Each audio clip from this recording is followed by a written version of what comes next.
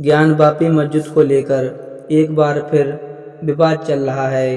पुरातत्व विभाग ने इसका सर्वे कार्य पूरा कर लिया है और इसका फैसला हो रहा है। काशी विश्वनाथ मंदिर के इतिहास से जुड़ा हुआ ज्ञानवापी मस्जिद का इतिहास।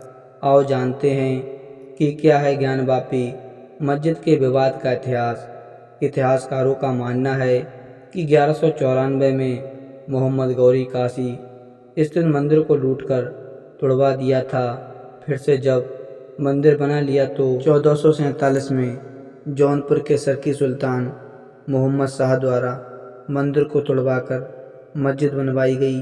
हालांकि इसको लेकर मतभेद हैं कि तब मस्जिद बनी नहीं थी, क्योंकि कुछ का मानना है कि 1669 में औरंगजेब के आदेश से तोड़कर यहाँ पर मंदिर के आधे हिस्से पर जामा मस्जिद बनाई गई।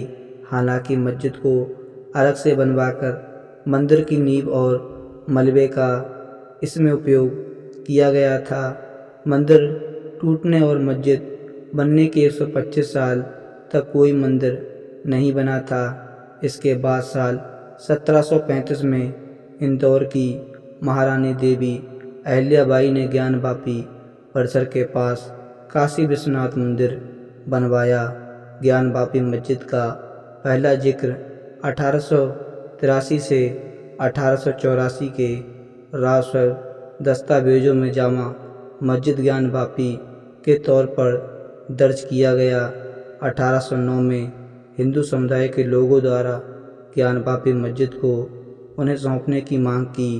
30 दिसंबर 1810 को बनारस के तत्कालीन जिला दंडाधिकारी मिस्टर वाटसन ने वाइस प्रेसिडेंट इन काउंसिलिंग को एक पत्र लिखकर ज्ञानवापी परिसर हिंदुओं को हमेशा के लिए सौंपने को कहा था, लेकिन यह कभी संभव नहीं हो पाया। 1936 में दायर एक मुकदमे पर वर्ष 1937 के फैसले में ज्ञानवापी मस्जिद के तौर पर स्वीकार किया गया। 1984 में विश्व हिंदू परिषद ने कुछ राष्ट्रवादी संगठनों के साथ मिलकर ज्ञानवापी मस्जिद के स्थान पर मंदिर बनाने के उद्देश्य से राष्ट्रव्यापी अभियान चलाया। 1991 में हिंदू पक्ष की ओर से हरिहर पांडे, सोमनाथ व्यास और प्रोफेसर रामरंग शर्मा मस्जिद और संपूर्ण परिसर में सर्वेक्षण और उपासना के लिए अदालत में एक याचिका दायर की। मस्जिद सर्वेक्षण के लिए दायर की गई याचिका के बाद संसद ने उपासना स्थल कानून बनाया। तब आदेश दिया कि 15 अगस्त 1947 से पहले अस्तित्व में आए किसी भी धर्म की पूजा स्थल को किसी दूसरे में नहीं बदला जा सकता। फिर 1993 के विवाद के चलते इलाहाबाद हाई कोर्ट ने स्टे लगाकर यथास्थिति कायम रखने का आदेश दिया। 2018 में सुप्रीम कोर्ट ने आदेश की वैधता 6 माह के लिए बताई। 2019 में वाराणसी कोर्ट में फिर से इस मामले की सुनवाई शुरू हुई।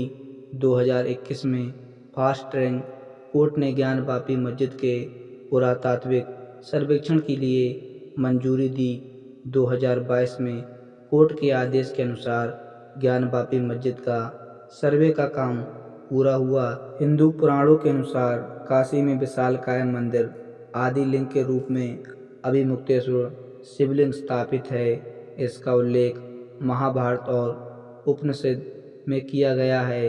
ईसा के पूर्व 11वीं सदी में राजा हरिश्चंद्र ने जिस विश्वनाथ मंदिर को जीर्णोद्धार करवाया था, उसका सम्राट विक्रमादित्य ने अपने कार्यकाल में जीर्णोद्धार करवाया था। शिव पुराण और लिंग पुराण में 12 ज्योतिर्लिंगों के बारे में उल्लेख मिलता है, जिसमें काशी का ज्योतिर्लिंग प्रमुख माना गया है।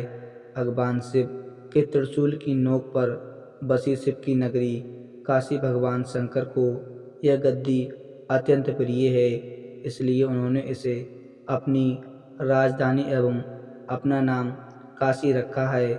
विष्णु ने अपने चिंतन से यहाँ एक पुष्पकरणी का निर्माण किया और लगभग 50,000 वर्षों तक यहाँ घोर तपस्या करते रहे। पतितत पावनी भागीरथी गंगा के तट पर धनुष्कारी बसी हुई हैं, जो पाप के नाशनी हैं। कथित मस्जिद और एक नए विश्वनाथ मंदिर के बीच में 10 फीट गहरा कुआं है, जिसे ज्ञानवापी कहा जाता है।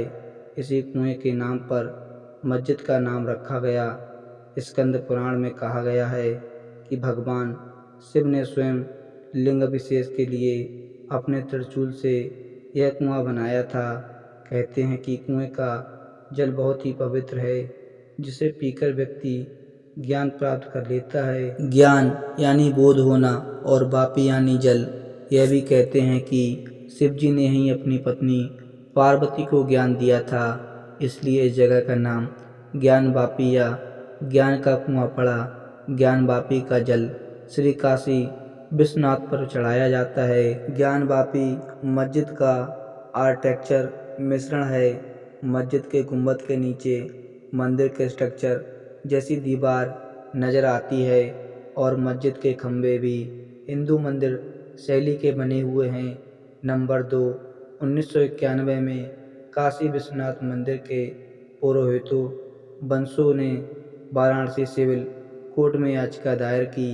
याचिका में कहा गया कि मूल मंदिर को 2050 साल पहले राजा विक्रमादित्य ने बनवाया था। ज्ञान वापी को लेकर हिंदू पक्ष का दावा है कि ज्ञान वापी विवादित ढांचे की जमीन के नीचे 100 फीट ऊंचा आदि शिव सहस्त्र का स्वयंभू ज्योतिर्लिंग है। विवादित ढांचे की दीवार पर देवी देवताओं के चित्र हैं। हाल ही में मस्जिद के सर्वे में यह खुलासा हुआ कि तहखानों में एक शिवलिंग है। तहखाने में स्तंभ में मूर्तियां अंकित हैं। वहां कई मूर्तियां और कलश होने की बात भी कही जा रही है। ज्ञान वापी मस्जिद का जो मुख्य गुंबद है, उसके नीचे एक गुंबद है।